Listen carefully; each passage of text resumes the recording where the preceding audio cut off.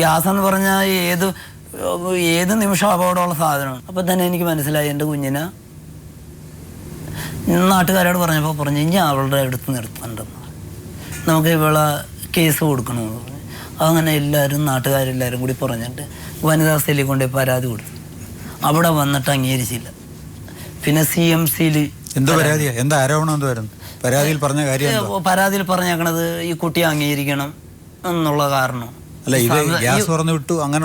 അതൊന്നും ആരോപിച്ചില്ലെന്ന് പറഞ്ഞാൽ ആരോപിച്ചു കഴിഞ്ഞാൽ കറക്റ്റായിട്ട് നമുക്കറിയാം ഇയാളെ ശിക്ഷിക്കുമെന്ന്. ഒരു കുട്ടീനെ കൊല്ലാൻ ശ്രമിച്ചെന്ന് പറഞ്ഞാൽ കറക്റ്റായിട്ട് ആരാണെങ്കിലും ശിക്ഷിക്കുമെന്ന് നമുക്കറിയാവുന്നത്. പരാതി കൊടുക്കണ്ടെന്ന് നിങ്ങൾക്ക് തോന്നിയെന്താ? അത് കൊടുക്കണ്ടെന്ന് തോന്നിയെന്ന് പറഞ്ഞാൽ ഞാൻ ആർക്കെതിരെ ഓടും? ഈ വേറെ 2 കുഞ്ഞുങ്ങളുണ്ട്, അതിൽ നിന്ന് ഞാൻ എന്ത് ചെയ്യും? പരാതി കൊടുത്തു കഴിഞ്ഞപ്പോൾ വനിതാ സെല്ല് വിളിപ്പിച്ചപ്പോൾ അംഗീകരിച്ചില്ല. വിജയശ്രീ അംഗീകരിച്ചില്ല. ഞാൻ ഈ മകളെ അംഗീകരിക്കത്തില്ലെന്ന് പറഞ്ഞു. കാരണം പറഞ്ഞു ചോദിച്ചില്ലേ? എൻ്റെ വീട്ടിൽ നിന്നല്ല വളർന്നത്, അതുകൊണ്ട് ഞാൻ അംഗീകരിക്കത്തില്ലെന്ന് പറഞ്ഞു. അപ്പം നീ പ്രസവിച്ചതാണോ ചോദിച്ചു. ആണെന്ന് പറഞ്ഞു. ഞാൻ അംഗീകരിക്കത്തില്ലെന്ന് പറഞ്ഞു. അത് കഴിഞ്ഞ് അവിടെ നിന്ന് നേരെ ഈ പിള്ളേരുടെ കോടതിയിൽ അവിടെ വിളിപ്പിക്കുകയാണ് ചെയ്തത്. അവിടെ വിളിപ്പിച്ചു കഴിഞ്ഞപ്പോൾ വിജയശ്രീ ചോദിച്ചു പറഞ്ഞപ്പോൾ ആ പരാതി നിങ്ങളാണ് പരാതി കൊടുത്തത്? ഞാനല്ല കൊടുത്തത്, എൻ്റെ അച്ഛനും അമ്മയും കൂടിയാണ്. വായിച്ചു കേട്ടായിരുന്നു? അവിടെ കൊടുത്ത പരാതി വായിച്ചു കേട്ടായിരുന്നു? അവിടെ എന്താരോപണമാണ് പറഞ്ഞേക്കുന്നത്? ഈ കുട്ടിയെ സംരക്ഷിക്കണം, ഇതിന് അപകടമൊന്നും ഉണ്ടാകാത്ത വിധത്തിൽ സംരക്ഷിക്കണം എന്നുള്ളതാണ് പറഞ്ഞത്. അവിടെ നിന്ന് നേരിട്ട് അന്വേഷണമൊക്കെ നടത്തി കഴിഞ്ഞപ്പോൾ സംഭവമൊക്കെ മനസ്സിലായി കഴിഞ്ഞപ്പോൾ ഈ വിജയശ്രീനെ 6 വർഷത്തേക്ക് ശിക്ഷിക്കാനായിട്ട് തീരുമാനിച്ചു, ജയിലിലേക്ക് വിടാനായിട്ട്. എന്നിട്ട് ശിക്ഷിച്ചോ? ഇങ്ങനെ പറഞ്ഞു കഴിഞ്ഞപ്പോൾ ഹർഷ ഉടനെ പറഞ്ഞു അത് എൻ്റെ അമ്മേനെ ഞാൻ നിൽക്കുക ചെയ്തു. അങ്ങനെ ഒരു ശിക്ഷണ നടപടി സ്വീകരിക്കലും. അന്നേരം 14 വയസ്സായി. അമ്മ ശിക്ഷിക്കരുതെന്ന് പറഞ്ഞു. അങ്ങനെ ശിക്ഷിക്കരുത്, എനിക്ക് അതിൻ്റെ ഒരു ശാപം എന്ന് എൻ്റെ എനിക്ക് ഉണ്ടാകും, ഞാനിപ്പോൾ കഴിയുമ്പോൾ തന്നെ കഴിഞ്ഞോളാം എന്ന് പറഞ്ഞു. അവിടെ വെച്ച് പറയുകയും പിന്നെ വിവാഹം വരെ ഈ കർഷകനെ കുടുംബത്തിൽ തന്നെ നടത്തി വിവാഹം ചെയ്യുകയാണ്. ഇപ്പൊ അവര് നിങ്ങളുടെ കൂടെ തന്നെ ഉണ്ടായിരുന്നു? വിജയശ്രീ നിങ്ങളുടെ കൂടെ താമസിക്കുക? വിജയശ്രീ എൻ്റെ കൂടെ താമസിച്ചുകൊണ്ടുള്ള കാര്യം പറഞ്ഞു. അപ്പോൾ ഉടനെ വിവാഹാലോചന വന്നത് മുഴുവനും എങ്ങനെയായാലും ഈ സ്ത്രീ മുടക്കും. അങ്ങനെ 3 വിവാഹാലോചന മുടക്കി. 3ാമത് അത് കഴിഞ്ഞപ്പോൾ അമ്മ പറഞ്ഞ് അച്ഛനുമായിട്ട് ബന്ധമുള്ള മകളാണ്, അതുകൊണ്ട് വിവാഹം കഴിക്കരുമെന്ന് പറയണത്. അങ്ങനെ ഒരു തള്ള പറയാൻ പറ്റിയതാണ്. അത് ഒരു സ്ത്രീയല്ല, എനിക്ക് ഒരു ഗ്ലാസ് വെള്ളം ഒരു നേരത്ത് തന്നെ അനിയത്തിമാരെ കൂട്ടി വെച്ച് വരും പറഞ്ഞു. അമ്മ സ്വന്തം ജനിപ്പിച്ച അമ്മേനെ കൂട്ടി വെച്ച് വരും പറഞ്ഞിട്ടുണ്ട്. സ്ത്രീയുടെ തലയ്ക്ക് എന്തോ തകരാറാണല്ലോ. അതിലൊന്നും നമുക്ക് ബുദ്ധിമുട്ടില്ല. ഇതിൻ്റെ ഇടക്ക് ഈ മക്കള് ആമ്പിള്ളേർ 2 പേരും എന്നേക്കാൾ വലുതായി. ഇവരെ കൊണ്ട് എന്നെ ഉപദ്രവിക്കും. ഈ മക്കളെ ഞാനൊന്നും മിണ്ടാനോ അവരോട്ടൊന്നും സംസാരിക്കാനോ ഉള്ള അവസരം പോലും ഈ തള്ള ഉണ്ടാക്കിക്കത്തില്ല. എൻ്റെ വീട്ടിൽ നിന്ന് പഠിക്കണം, ഞാൻ ഒന്നും ചോദിക്കാനൊക്കത്തില്ല. അല്ല, ഈ മകളുടെ കല്യാണത്തിന് അവരെല്ലാരും വന്ന് നല്ല രീതിയിൽ സന്തോഷമായിട്ട് സഹകരിച്ചില്ല. വിവാഹത്തിൽ പങ്കെടുപ്പിക്കാഞ്ഞതാണ്, ഞാനും കൂടി അതിന് കാരണക്കാരനാണ്. നിങ്ങൾ പറഞ്ഞു വരണ്ടെന്ന് പറഞ്ഞതല്ല, ഈ ആമ്പിള്ളേരും പറഞ്ഞ് ഞങ്ങൾ ജീവിച്ചിരിക്കും കാലം വരെയും അമ്മയും കൂടി ഈ വിജയശ്രീയും കൂടി പറഞ്ഞ് ഞങ്ങൾ ജീവിച്ചിരിക്കും കാലം വരെയും കർഷകരുടെ കല്യാണം തലേദിവസമാണെങ്കിൽ തലേദിവസം മുടക്കിയിരിക്കുന്നു പറഞ്ഞു. ആൺകുട്ടികൾ എന്ത് കാരണ പറയുന്നത് സഹോദരി വേണ്ടെന്ന്? സഹോദരി അമ്മ പറഞ്ഞു കൊടുക്കണത് കൊണ്ട്. അല്ല, നിങ്ങൾ ഈ ഭാര്യയായിട്ട് ഒന്നിച്ചൊരു വീട്ടിൽ താമസിക്കുമ്പോ ഭാര്യക്ക് നിങ്ങളോടുള്ള ആറ്റിറ്റ്യൂഡൊന്നും അതൊന്നും പറയാൻ ഇവിടെ ഈ വേദി വെച്ച് പറയാനൊക്കത്തില്ല മേഡം. ഞാൻ ഭക്ഷണം കഴിക്കുന്ന പലയിടത്തുനിന്ന് ഈ വേലെടുത്തണ്ടേ കൊടുക്കുമെന്ന് മാത്രമേ ഉള്ളൂ. അതെന്താ വെച്ചാൽ ഇന്ന് ഇപ്പോൾ ഒരു സ്ത്രീ എവിടെ കൊണ്ട് ഒരു പരാതി കൊടുത്തെന്നാലും, ഒരു ആണിന ഒരു പോലീസ് സ്റ്റേഷനിൽ കൊണ്ടുപോയി പരാതി കൊടുത്തെന്നാലും, ഒരു പുരുഷൻ എത്ര തെറ്റുകാരനല്ലെങ്കിലും അവൻ അപ്പം പിടിച്ചോണ്ട് പോയിരിക്കും.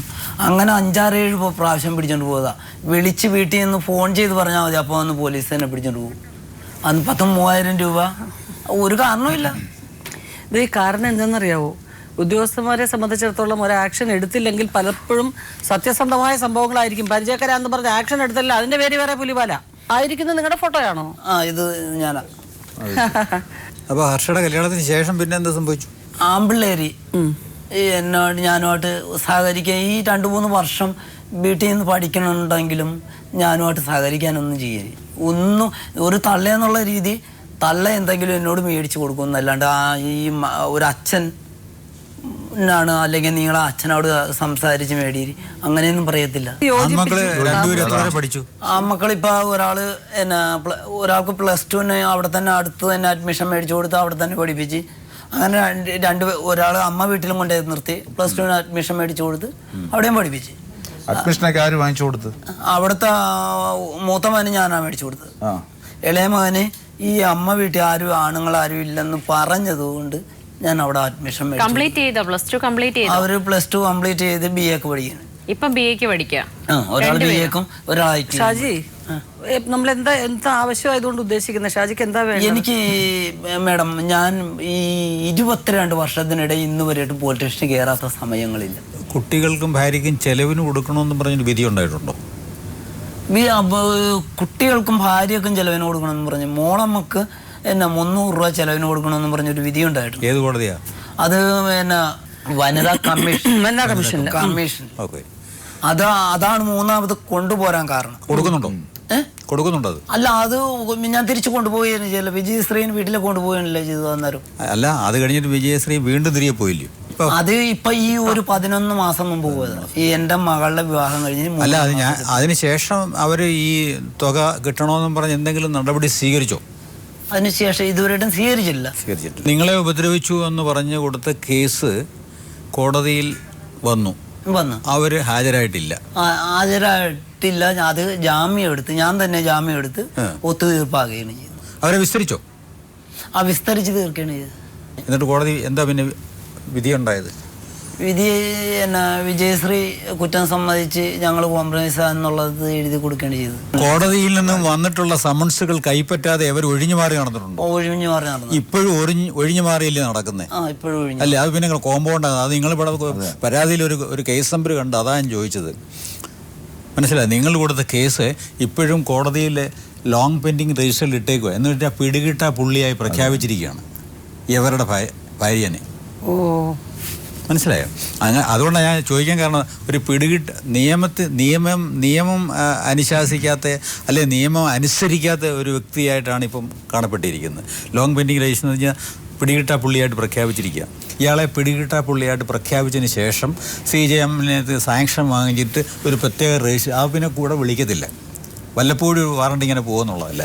അങ്ങനെ നിയമത്തെ അനുസരിക്കാത്ത ഒരു വ്യക്തിക്ക് വേണ്ടിയിട്ട് നിയമം വേറെ ഏതെങ്കിലും ഒരു ആനുകൂല്യം അനുവദിച്ചിട്ടുണ്ടെങ്കിൽ അത് കൊടുക്കാൻ ബാധ്യസ്ഥനല്ല.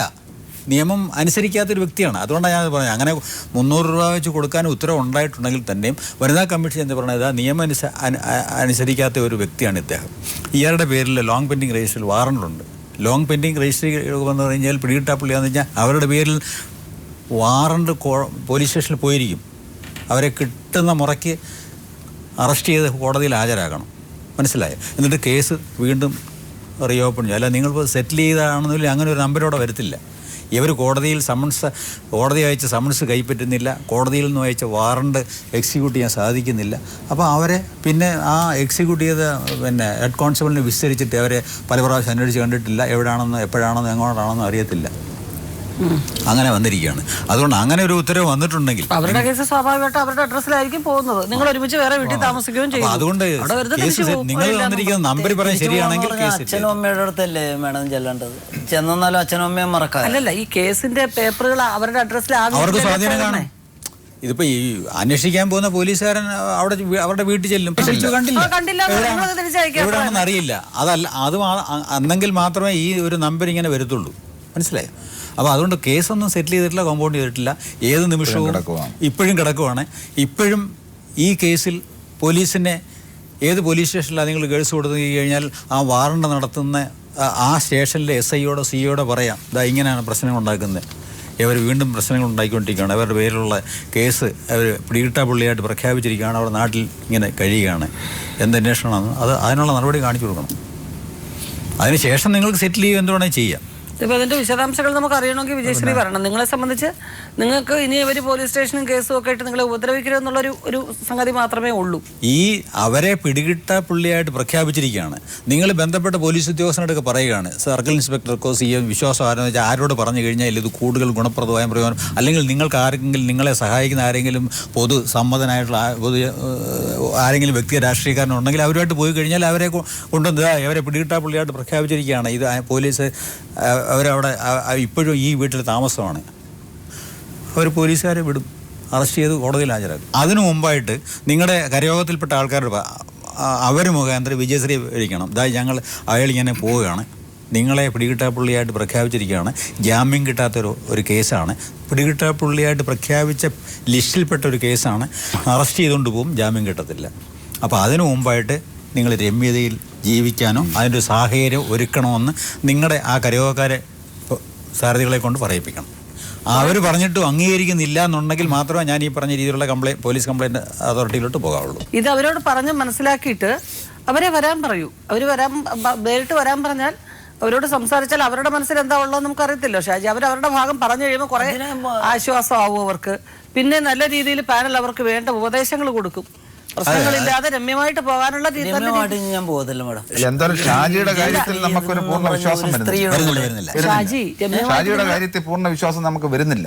ഈ രണ്ട് പിള്ളേരും ഷാജിയുടെ അടുത്ത് വളരെ ശത്രുക്കളെ പോലെ പെരുമാറുക, നിങ്ങളെല്ലാം താമസിക്കുക, അതൊന്നും നമുക്ക് വിശ്വസിക്കാൻ പറ്റുന്നില്ല. അത് ഇപ്പൊ ഞാനിവിടെ നിന്ന് പറഞ്ഞു, മക്കളെ ആരെന്തൊക്കെ പറഞ്ഞാലും അച്ഛൻ എന്ന് പറഞ്ഞാൽ അവർക്ക് വലിയ കാര്യമാണ്. നമ്മൾ അതേ രീതി ചെയ്തു കൊടുത്താല് മക്കളിൽ നിന്നും ഞാൻ അവര് നമ്മളെ ദുഷ്ടനും മറ്റേ വില്ലൻ കഥാപാത്രമായിട്ടല്ല ഞാൻ പറഞ്ഞത്. മക്കള് അമ്മക്ക് ചേർന്ന് വർത്താനം പറയും, അമ്മ എന്ത് പറഞ്ഞെന്നാലും അവര് അംഗീകരിക്കുമെന്ന് മാത്രമേ. പക്ഷെ എന്റെ മക്കള് ചില സമയത്ത് എന്നോട് സ്നേഹമുള്ളവര് തന്നെയാണ്. എനിക്ക് അവരിപ്പോഴും വന്ന് എന്ത് പറഞ്ഞെന്നാലും എന്നെ കൊണ്ട് കഴിയാവുന്ന ഞാൻ സാധിച്ചു കൊടുക്കും.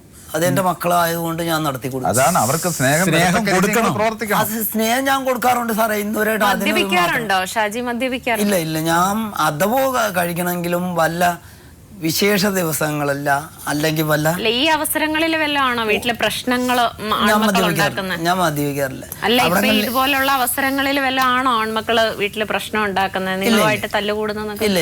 ഷാജി പറഞ്ഞതിനകത്ത് ഇപ്പൊ കുറെ കാര്യങ്ങൾ നമുക്ക് മനസ്സിലായി. ഇതിപ്പോ ഞാൻ പറഞ്ഞത് വ്യക്തമായില്ലെങ്കിൽ അല്ല ഷാജി, ഷാജി അല്ല അതല്ല പറഞ്ഞു മേഡം, എല്ലാ കാര്യങ്ങളും വ്യക്തമായി. നമ്മൾ ഏത് കേസ് വന്നാലും നിങ്ങളുടെ പരാതി കിട്ടിയല്ലോ, രണ്ടുപേരും വന്നിട്ടുണ്ടെങ്കിൽ ഒരുപാട് നിങ്ങളുടെ നാട്ടിൽ അന്വേഷിക്കേണ്ട കാര്യമില്ല. നിങ്ങൾ പറയുന്നത് വെച്ച് തന്നെ തീരുമാനിക്കാം. ഇനിയിപ്പോൾ തീർച്ചയായിട്ടും നിങ്ങളുടെ നാട്ടിൽ വന്ന് ബാക്കി കാര്യങ്ങൾ അന്വേഷിക്കുകയും ഈ വിജയശ്രീയെ കോൺടാക്ട് ചെയ്യാൻ ശ്രമിക്കുകയൊക്കെ ഞങ്ങൾ ചെയ്യും. പെട്ടെന്ന് ഒരാളൊരു പരാതി കൊണ്ടുവന്ന് അതിൻ്റെ പേര് മാത്രമായിട്ടല്ല ഇവിടെ തീരുമാനം എടുക്കുന്നത്. ഷാജി സമാധാനമായിട്ട് പൊയ്ക്കോളൂ. ഞാൻ ഇപ്പോൾ ഈ പ്രോഗ്രാം വഴി വിജയശ്രീയോട് ഞാൻ ചില കാര്യങ്ങൾ പറയും. അവർക്ക് എന്തെങ്കിലും പേടിയോ കാര്യങ്ങളോ കൊണ്ടായിരിക്കും അവർ വരാത്തത്. അവർ വരട്ടെ, നിങ്ങളുടെ മക്കളും വരട്ടെ. അന്ന് പറ്റിയാൽ ഹർഷയും വരണം. ആ ഒരു പിണക്കവും കാര്യങ്ങളും മറന്ന് നിങ്ങൾ വീണ്ടും സ്നേഹമായിട്ട് ജീവിക്കാനുള്ള ഒരു അന്തരീക്ഷം ഉണ്ടാക്കണം. ഇനി അതല്ല, നിങ്ങൾ ഒരുമിച്ച് ജീവിക്കാൻ താല്പര്യമില്ല എങ്കിൽ മുതിർന്ന മക്കളല്ലേ, ആ മക്കൾ മുതിർന്നവരാണ്.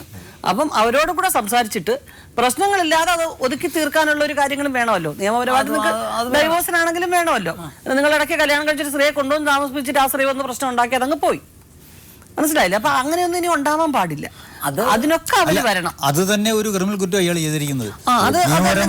നിയമപരമായിട്ട് വിവാഹം ചെയ്ത് സ്ത്രീ ഒരു ഭാര്യ നിലവിലുള്ള സമയത്ത് വേറൊരു വിവാഹം ചെയ്യുന്ന പറഞ്ഞ ഒരു ക്രിമിനൽ കുറ്റമാണ്. ഞാൻ ചെയ്തില്ലെന്ന് ഞാൻ പറഞ്ഞില്ലല്ലോ.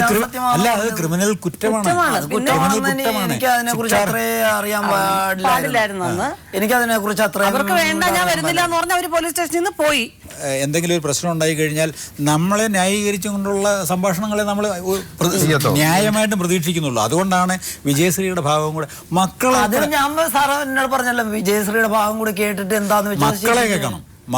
നാട്ടുകാരുടെ ഭാഗം കൂടി കേട്ടിട്ട് മക്കള് വരട്ടെ, നാട്ടുകാരോട് നമുക്ക് ചോദിച്ചിട്ട് അങ്ങോട്ടും ഇങ്ങോട്ടും വഴക്കും വക്കാണവും ഇല്ലാതെ. കാരണം ആ കുട്ടിക്ക് ഈ രണ്ട് സഹോദരന്മാരാണ് നിങ്ങളുടെ കാലം കഴിഞ്ഞാൽ ആകപ്പാടെയുള്ള ഒരു ആശ്രയം. ആ കുഞ്ഞുങ്ങൾ തമ്മിൽ ഒരു ഐക്യം ഉണ്ടാവണം. നിങ്ങളും വിജയശ്രീയും തമ്മിൽ ഇനി അങ്ങോട്ട് വയസ്സുകാലത്ത് സ്നേഹിക്കുന്നു എന്നുള്ളത് ഇവിടെ വിഷയമേ അല്ല. അത് വേണം. ആ കുഞ്ഞുങ്ങള് അല്ല, ഒരു പ്രയോഗം പറഞ്ഞതേ ഉള്ളൂ, സ്നേഹിച്ച് ജീവിച്ചാൽ നല്ലത്. പക്ഷെ ഈ കുഞ്ഞുങ്ങൾ പരസ്പരം ഒരു സ്നേഹം ഉണ്ടാവണം. ഒരേ രക്തത്തിൽ പറഞ്ഞ മക്കളല്ലേ, അമ്മ പറഞ്ഞു കൊടുത്ത് കുറേ ഇങ്ങോട്ടും, അച്ഛൻ പറഞ്ഞതിൻ്റെ പേരിൽ ഇങ്ങോട്ടും അങ്ങനെ ആവാൻ പാടില്ല. അത് നമുക്കൊരു ദിവസം കൂടെ വെയിറ്റ് ചെയ്യാം ഷാജി. ഞാനിപ്പോൾ ഇത് നമ്മളിപ്പോൾ ഇവിടെ വെച്ച് നിർത്തുക, കാരണം വേറൊരു തീരുമാനം നമുക്ക് പറയാൻ നിവൃത്തിയില്ല. മനസ്സിലായോ സാർ? അപ്പോൾ അത് വൈൻഡപ്പ് ചെയ്യാമല്ലോ സാർ. പറഞ്ഞ നമ്മൾ നേരത്തെ പറഞ്ഞ കാര്യങ്ങൾ മാത്രമേ ഉള്ളൂ അയാളോട് പറയാനുള്ളൂ. അത്രേ ഉള്ളൂ. കരവും മുഖാന്തരവും ശ്രമിച്ചോട്ടെ.